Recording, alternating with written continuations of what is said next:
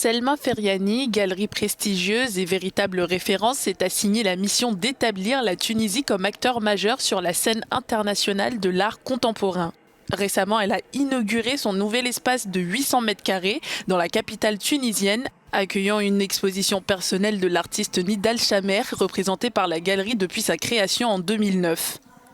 C'était important pour moi de commencer avec une exposition d'un artiste tunisien, une exposition qui parle de notre histoire, mais aussi de notre histoire contemporaine.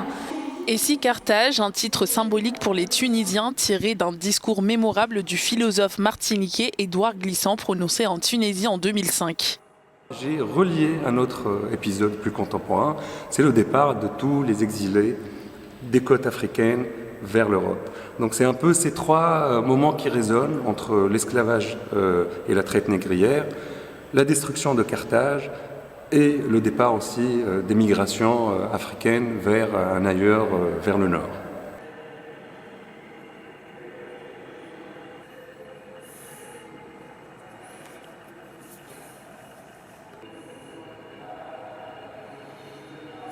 L'œuvre qui annonce l'exposition, qui est à l'entrée de l'exposition, c'est un masque grimaçant qui est caché avec un hoodie, qui est caché avec une capuche.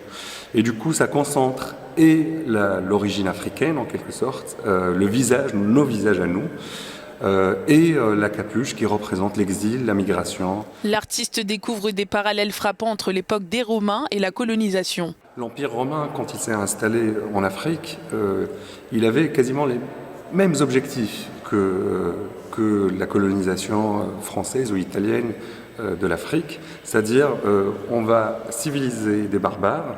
Et surtout après, en fait, c'est que la France, par exemple, ou l'Italie, a utilisé l'Antiquité et l'histoire de Rome, et ils étaient, en tout cas se présentaient comme les héritiers de Rome. Cette exposition captivante sera disponible jusqu'à la fin du mois de mars à Tunis.